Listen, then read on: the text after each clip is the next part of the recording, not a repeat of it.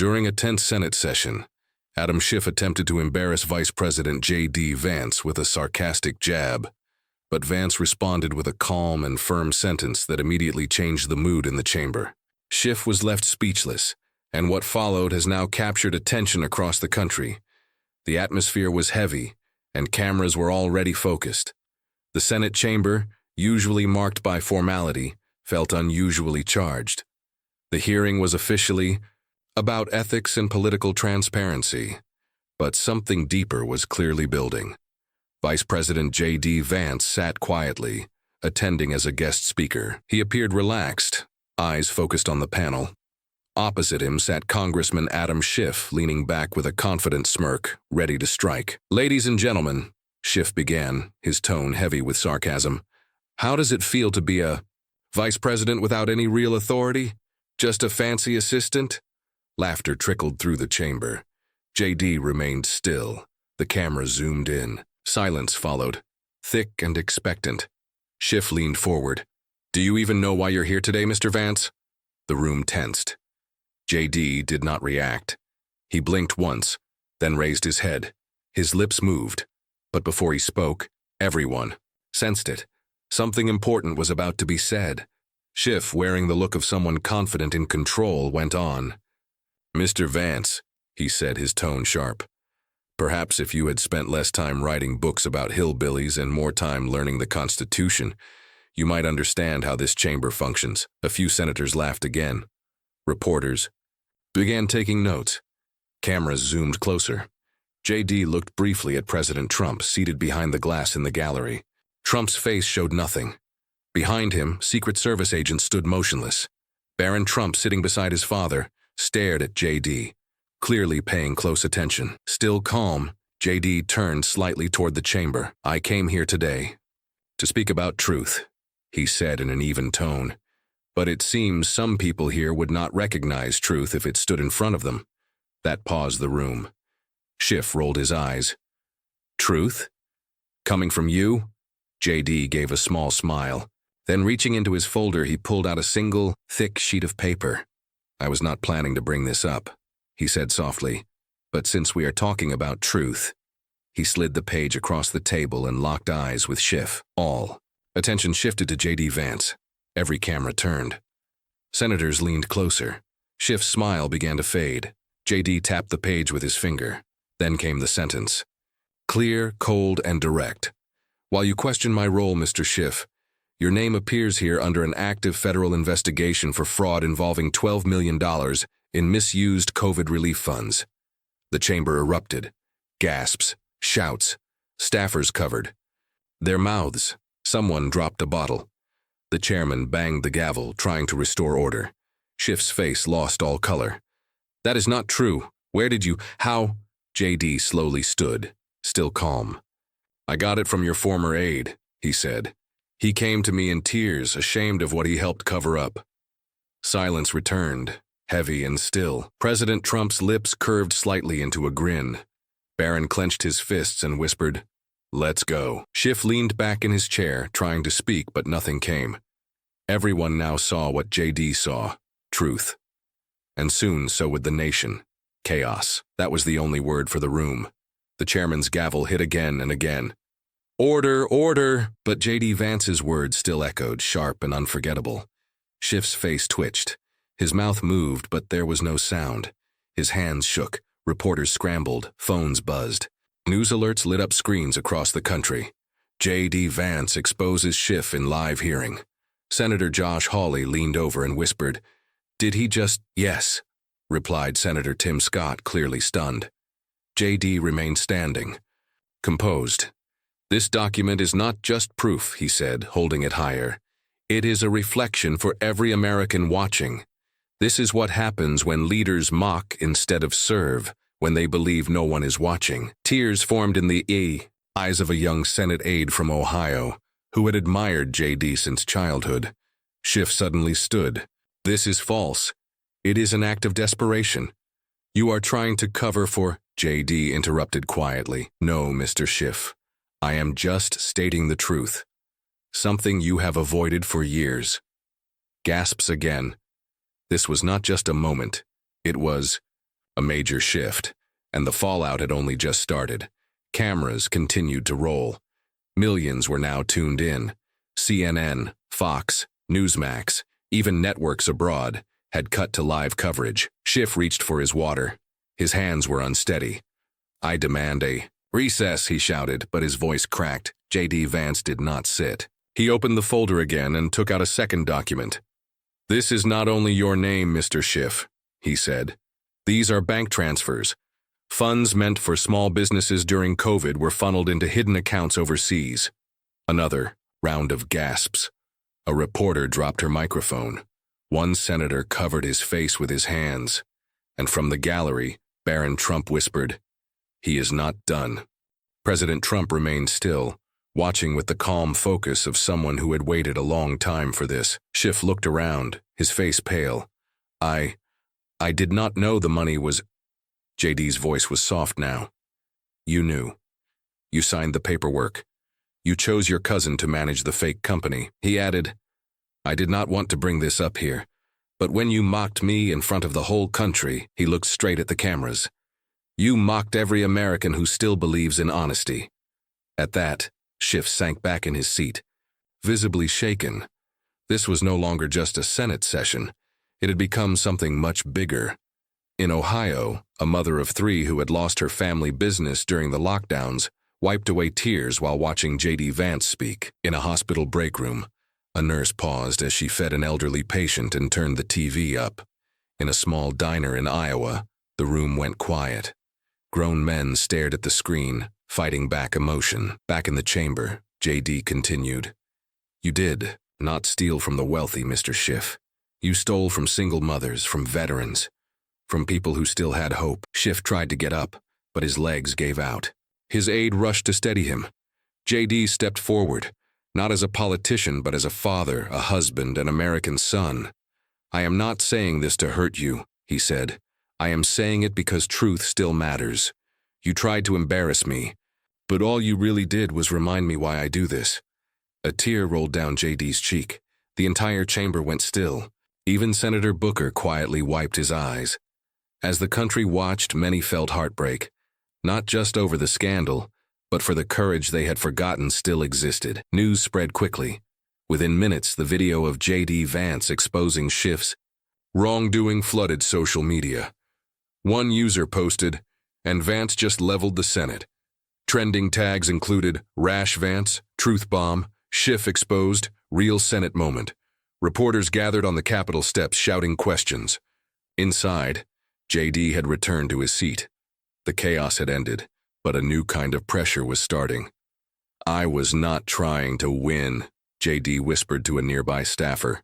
"I just wanted the truth out." Up in the gallery, President Trump leaned toward Barron and said quietly, "Son, this is what a man does. He does not yell, he stands." On the Senate floor, Schiff still would not speak. His aides whispered urgently. He looked nervous. His phone kept buzzing. Messages from lawyers, donors, and concerned allies. JD did not smile. His expression was serious. He understood this was not just politics. It affected real people. In the hallway, a janitor, an elderly veteran, paused to shake JD's hand. "You did what I fought for in Vietnam," he said with emotion in his eyes. "You told the truth, even when it was hard." JD Vance, the quiet vice president, gave a simple nod. This was not about praise. It was about the country paying attention again. Backstage, JD's phone buzzed with non-stop calls from governors, senators, pastors, factory workers, and mothers. One call came from a teacher in a small Arkansas town. "I played your clip in class," she said. "One student cried. He said he finally saw someone speak up for people like his father, who lost his job and never got help." JD's eyes filled with tears. He turned to his aide. "Get the Justice Department. I want an investigation started. What Schiff did hurt families. They deserve justice." The aide paused. "This could lead to a battle in Congress." JD stood tall. "Then let it happen." Outside, Schiff tried to leave the chamber, but reporters blocked his path. "Do you deny the claims? Did you misuse the COVID funds?" He snapped, "No comment." But the fear in his voice told a different story. Inside, the room slowly cleared out. But one young lawmaker stayed behind. She walked up to JD, tears in her eyes. "My father was a truck driver. He died during COVID. His company never got the relief money. You just answered a question I have carried for 3 years." JD said nothing. He opened his arms and she hugged him, crying. That evening, as the Capitol remained tense, JD returned to his office and found an envelope waiting. It had no return address and was handwritten. He opened it carefully. "Dear Mr. Vance, my name is Liam. I am 10 years old. My mom cried today while watching you on TV. She said you made her believe again. My dad used to say, 'No one in DC cares, but I think you do.' I just wanted to thank you for making her smile again. She hasn't smiled in a long time." JD folded the letter and held it to his chest. He sat down, deeply moved. He thought of his children, his hometown, the old factories that had shut down, and the people who felt invisible. This had never been about power. It had always been about people, like Liam and his mother. He turned on the TV. Schiff was now denying everything, calling the documents fake. But this time, America was not believing it. Not anymore. JD leaned back in his chair and said softly, "I did not break the system. I just showed it for what it is." Outside, protesters had gathered, not to fight, but with hope. They waved flags and held signs that read, "Thank you, JD." And all over the country, people wiped their eyes as the sun set over Washington. A church bell echoed from a small chapel near Capitol Hill. Inside, it was quiet. A few people had come, not to pray, but to think. On a screen in the chapel, JD Vance's words played again. An older man with a cane stood watching. His name was Harold, a retired coal worker from West Virginia. His pension had disappeared during the pandemic while politicians debated. Now, hearing JD speak honestly, he finally cried. He thought no one would ever stand up for people like him again. Back at the Capitol, JD Vance sat in a dimly lit room, away from cameras. He was going over the case files again, checking that everything was accurate and not taken out of context. President Trump called. "You all right, JD?" "Yes, sir." "You shook the country," Trump said. JD paused. "I never meant to take it that far." Trump laughed. "That's why it worked." Then came silence until Trump added, "Be ready. They are going to come after you now." JD looked out the window at the crowd growing below. "I know," he replied, calm and steady. The next morning, JD Vance's image was everywhere, not in attack ads, but on hand-drawn posters, digital signs, and in social media posts. A mother wrote online, "My son asked me what honesty looks like. I showed him JD Vance's speech." People started repeating the line, "While you mocked my role, Mr. Schiff, your name was right here." Even high school students were quoting. In barbershops and offices, people were talking about JD's quiet strength. Inside Capitol offices, however, panic was spreading fast. Schiff's team was scrambling. Lawyers were getting involved. Supporters were stepping back. JD's chief of staff entered his office, eyes wide. "Sir, the Oversight Committee just called for an emergency session. They want you to appear." JD nodded. "Then let's go." "But Schiff might strike back," the staffer said. JD replied, "I am not worried about that. I am more concerned about what happens if we stop." Speaking the truth. At that moment, JD's wife called. Her voice was shaking. "The kids saw you on TV," she said. "They said Daddy looked like a superhero." JD's hands trembled slightly, not out of fear, but because he felt the weight of the moment. This was no longer only about Schiff. It was about every American who had felt ignored. Outside the Capitol, more people were gathering. But this was not like other protests. There were no loud chants or angry signs. Just people, many with tears, holding on to hope. One woman carried a photo of her husband and 3 kids. Her name was Cassandra. She had driven through the night from Michigan. She approached a Capitol staffer and asked, "Can you please give this letter to Vice President Vance?" Inside, JD was walking toward the Oversight chamber when a guard handed him the note. He opened it. It read, "My husband passed away after our small business was denied emergency funds. Later, we found out the money went to fake companies. Today, you showed me that justice still exists. I needed you to know that you have already made a difference. Thank you. JD stood still. His aide whispered, Sir, they are waiting. JD wiped his eyes and walked in. The chamber was filled with tension. Schiff sat far off, pale and quiet. Cameras were recording. JD sat down. No teleprompter, no written speech, just one man in a country watching. Outside, Cassandra stood among strangers, crying. Not out of sadness, but because she felt something stronger. Hope. The Oversight Committee fell silent as JD Vance sat down. Cameras clicked. It seemed the entire nation held its breath. Schiff avoided eye contact. His fingers tapped nervously. Chairman Reynolds cleared his throat. Mr. Vice President, before we begin, would you like to say something? JD stood up. No podium, no notes, only his hands folded in front of him. I did not come here to make a scene, JD said in a calm voice. I did not come for politics. I came because Americans need to know they still matter. He paused and looked at Schiff. We are here because people trusted us with their stories, their money, and their hopes. When that money was misused, and those hopes turned to debt, no one answered them. He held up Cassandra's letter. This mother drove all night. She is not asking for revenge. She is asking for truth. I owe her that. We all do. Even some on the committee looked down, ashamed. For a brief time, politics faded, and what remained was one man standing up for millions. One voice for those unheard. Senator Blumenthal, a longtime supporter of Schiff, leaned forward. Vice President Vance, are you suggesting criminal charges? JD did not blink. I am not suggesting, I am submitting. He held up a red folder, thick and sealed.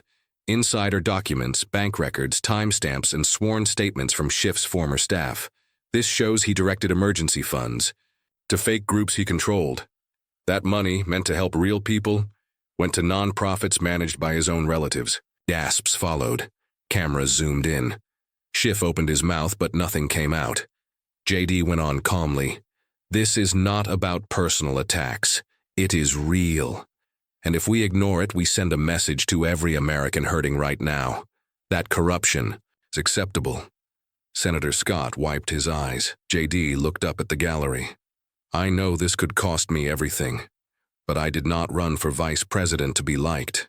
I ran so people like Cassandra, like Liam, and every person from small towns who feels left behind would finally be heard.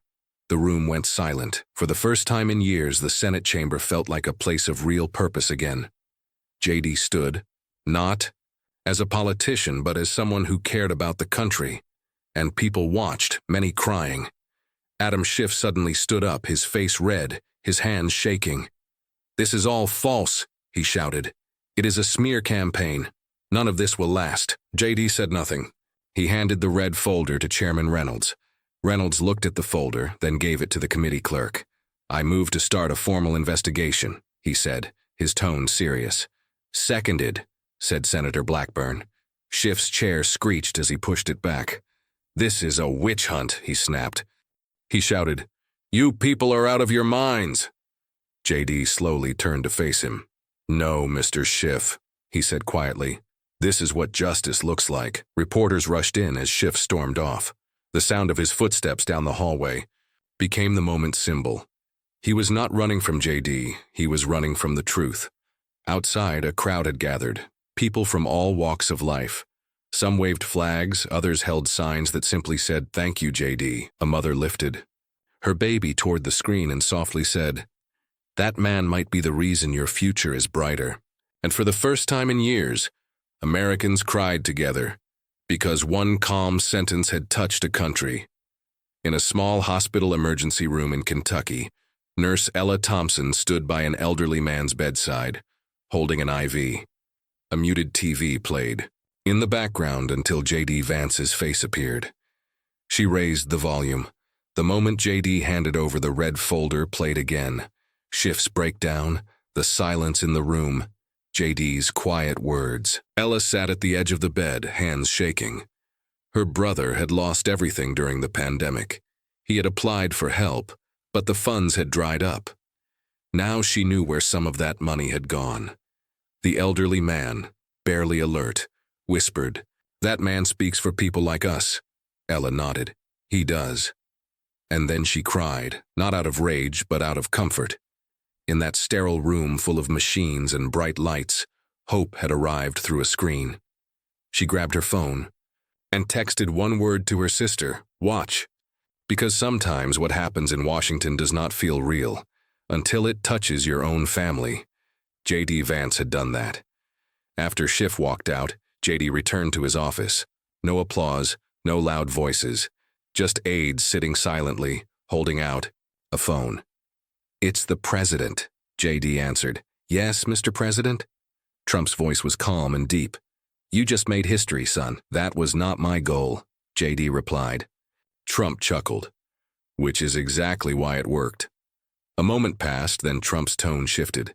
"They will hit back now. Press, bureaucrats, even our own side. Are you ready?" JD looked out the window.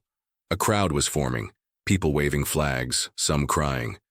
"I'm ready, sir, because this is not about me. It's about what we are telling future generations, that they count, that the truth matters." Trump was quiet for a second, then said, "America needed something real. You gave them that." JD hung up and sat down. He did not feel proud. He felt burdened, as if the pain of the entire country had landed on his back. But he welcomed it. Because after so long, someone had finally spoken up where no one else would. Across the country, something rare was happening. People were not just watching, they were feeling. In a diner in Georgia, an elderly black man stood up from his stool and said, "That boy JD, he has the heart of Lincoln." On a farm in Idaho, a family that never agreed on politics gathered around a laptop, silently crying. In classrooms, teachers stopped lessons to talk about what honesty and bravery look like. In truck stops, factory break rooms, homes, and churches, the same sentence kept coming up. "While you mocked my role, Mr. Schiff, your name was on that list." It was no longer about Schiff alone. It was about every forgotten citizen, every single working mom, every veteran, every teenager afraid the world had no space for them. And JD Vance, he stayed where he was. In his office, hands folded. A janitor passed by, paused, and saluted. JD stood up and shook his hand. "Thank you," JD said. The janitor's eyes were wet. "No, thank you for reminding us we still matter." That night, while cities glowed with headlines and social media buzzed, Americans started to believe again. As calm returned to the Capitol, another letter arrived at JD's office. No return address, no stamp, just his name in blue ink. He opened it gently. Inside was a photo of a young Marine in uniform holding a toddler. The letter was written in shaky handwriting. "Mr. Vance, my husband died waiting for benefits your opponent delayed. He served with honor, but our files went missing. Then I learned millions were handed to fake companies. Today I watched you speak, and for once I did not feel unseen. You gave him back his honor, even if he is gone. Please do not stop." JD placed the letter on his desk like it was something sacred. He stared at the Marine's face. Then he rose, quiet, angry, and steady. This was no longer about elections. This was about the promise made to those who gave everything. And JD had no plans to let them be forgotten again. Outside, the crowd kept growing. There were no chants, just presence. Among them was a boy named Aaron in a wheelchair, 10 years old, a cancer survivor. His mother had driven from rural Tennessee. Aaron had written JD a note but could not get close enough to give it. Instead, he quietly held a sign that said, "My hospital almost shut down. Thank you for fighting." A news crew spotted him. The clip aired across the country. By morning, everyone knew his name. Inside, JD was told, "Sir, there's a boy outside. His sign is going viral." JD paused. "What's his name?" "Aaron." JD stood up. A few minutes later, he walked outside, passing through security. No speech, no spotlight.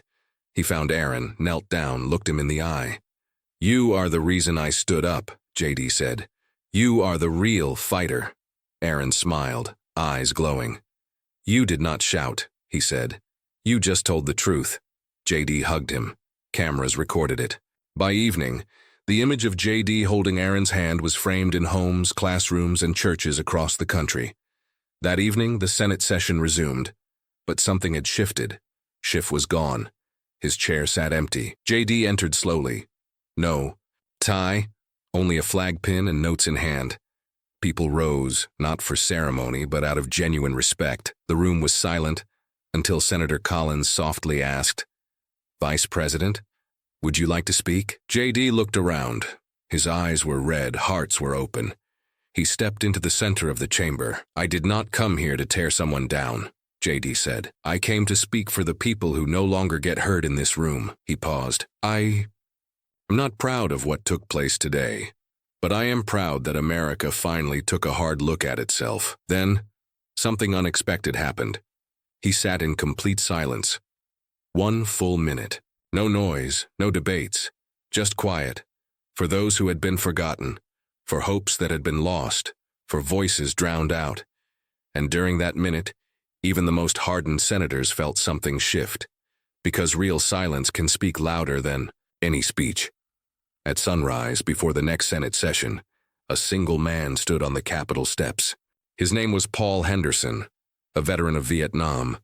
His jacket was worn, his boots old, but he stood tall. In his hands was a folded flag. People passed him, unsure why he was there. Inside, JD Vance was going through more case files, stories, from everyday Americans, people who had been ignored, left behind. One of his aides walked in. "Sir, there's a veteran outside. He doesn't want press, just a moment." JD stood up and stepped outside. Paul saluted. JD returned it. Then Paul spoke. "I buried my brother after the pandemic. His shop closed down. They blamed the system, but I now see it was never fair." He handed JD the flag. "He served too. This was his. But today you earned it more than anyone I've seen in years." JD's voice shook. "I cannot accept this." "You already have," Paul said. "When you stood up for the ones we lost." JD clutched the flag tightly, his eyes full. And once again, the Capitol went silent. This time, out of respect. JD brought the folded flag with him as he returned to the chamber. Schiff still had not appeared. But now, the whole country was watching more closely than ever. JD stepped up to the podium and paused. "There is one last file," he said, raising a yellow envelope. "This one is different. It is not just about stolen money. It is about lives ruined, and a cover-up deeper than we imagined." The room stirred. The chairman asked for quiet. JD opened the envelope. It held phone logs, private emails, and notes from whistleblowers. He looked into the camera. "This file proves that Adam Schiff's office delayed aid to certain districts, just for politics. Real people were hurt for a headline." A senator stood up. "That is criminal." JD nodded. "Yes, it is, and it happened. I do not need to yell. The truth speaks for itself." He placed the file on the table and stepped back. That was the moment. Not when Schiff laughed. Not when JD responded. But now, when the truth stood taller than anyone in that room. Across the country, people reacted instantly. Tears came fast. In nursing homes, in lunchrooms, in fire stations, in parked trucks along back roads. It was no longer about sides, it was about pain. And finally, about being heard. A man in Kansas dropped to his knees in his kitchen and cried. "My father begged for help. No one listened, but now someone said it out loud." A teacher in Chicago played JD's words on repeat. Her students never looked away. And in homes across the country, people from opposite sides sat together, not arguing, crying, because what JD had done was not for show. It was not theater. It was quiet truth from someone with nothing to gain and everything to risk. As the sun set over the Capitol, a young girl in Alabama wrote in her diary, "When I grow up, I want to be brave like JD Vance." And for the first time in years, her father smiled. Inside the Senate, Schiff's seat remained empty, cold, a quiet sign of a powerful fall. On TV, anchors repeated the same words: deliberate withholding of emergency aid, misuse of power during a crisis. Unforgivable. The Capitol was full of tension. The Ethics Committee called an urgent meeting, but JD was no longer in the spotlight. He was at a hospital, visiting someone no one expected, Cassandra, the widow who had sent him the photo of her husband. She had collapsed from exhaustion after attending a vigil in JD's support. When he arrived, she was sleeping, but her son, around 10, was awake. He looked up from his coloring book. "You are the man who told the truth," he said. JD bent down. "I only said what your mom already knew," he replied softly. The boy smiled and handed him the crayon he had been using. "Keep this, in case you need to color the truth again." JD accepted it, deeply moved. And for the second time in just one day, the Vice President of the United States cried. Back in the Senate, a surprise session filled the room. The head of the Ethics Committee stood and cleared his throat. Given the strong evidence and matching testimonies from government auditors, we are moving ahead with formal charges against Congressman Adam Schiff for abuse of office and blocking emergency funds. The room stirred. The chairman continued. We also recognize Vice President JD Vance for his moral strength, his calm approach, and for putting the nation before his party. JD had returned just in time to hear it. He did not speak. He did not have to. Senators stood slowly, one by one, even those who had once challenged him. A rare standing ovation in a place often divided. Outside, news of the charges spread quickly. Americans cried, not because Schiff was caught, but because someone had finally stood up when it counted most. And as JD quietly left the chamber, the janitor he had met earlier whispered, "You did more than speak for us. You reminded us that character still matters here." JD nodded, hand over his heart, and kept walking. By evening, church bells rang out across small towns without anyone asking. Families sat by their TVs again, not for scandal, but for something meaningful, hope. In Jackson, Mississippi, a mother prayed at the dinner table and said, "God bless the man who spoke for us." On ranches in rural Montana, workers paused to raise their flags just a bit higher. In Washington, D.C., candles were quietly placed at the Capitol steps, not in mourning, but in gratitude. Because in just one day, truth had finally taken a breath. After a long silence, inside his office, JD Vance sat quietly. No reporters, no noise, just him and the crayon the boy had given him. He opened a notebook and wrote a single word. Remember, he did not care about praise. He did not care about trending online. All that mattered was keeping the promise he made. With one line, "While you mock my role, Mr. Schiff, your name is listed here." That sentence did more than expose one man. It stirred a nation. As night covered the Capitol, America finally had something real to cry about. The next morning, the country woke up changed. The anger was gone. Something new had taken its place, healing. Talk radio held back from its usual shouting. Schools observed moments of silence. City mayors repeated JD's words. Even comedians paused. The truth felt too real to make fun of. JD Vance stepped into the White House press briefing room. Cameras flashed. He had no speech, only a folded piece of paper in hand. He read slowly. "The truth does not need a microphone. It only needs someone brave enough to speak it aloud." He folded the note and looked up at the reporters. "I did not reveal Adam Schiff's actions for payback. I did it because silence was hurting this country. I spoke for small towns, hospital beds, truck drivers, widows, and children holding on to hope." He paused, then ended with a calm breath. "And I will do it again if I must." That clip played everywhere, even across the world. JD's message did not cause arguments. It reminded people of something they thought was gone: America's heart. That night, JD Vance quietly stepped back onto the Senate floor. No cameras followed, no press, just him. He walked past Schiff's empty seat.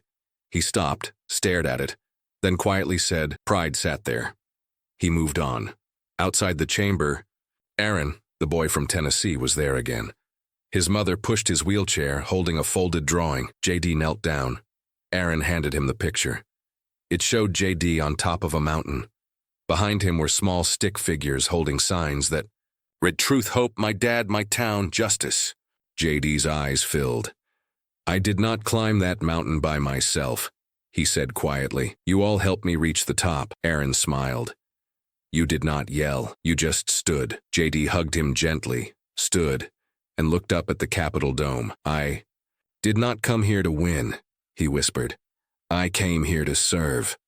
And this time those words were not just political. They were honest and clear. It did not take a week, not even a full day. But everything changed. That night, JD Vance returned to Ohio. No parade, no cameras, just his family, and quiet. He sat on the porch, the wind moving softly as he looked at the stars. Then there was a knock. It was Cassandra, with her son. "I had to thank you in person," she said. JD shook his head, voice tight. "I did not do much." She put her hand on his. "You gave this broken country a voice again." Her son looked up. "You helped my mom believe again." That was when JD finally let go. A single tear fell. Not for attention, not for politics, but for every letter, every handshake, every quiet hug from someone who thought they were invisible. He had carried all of it quietly, all the way to the end. If this story moved you, even just one line, then let your heart answer. Like this video. If JD Vance gave you hope today, leave a comment below. If this made you feel something real, tell us who you believe JD stood for. Subscribe for more meaningful stories that remind us what courage, truth, and leadership really mean. Let us keep sharing stories that bring us together, not drive us apart. This is your time to speak too. Do not stay silent.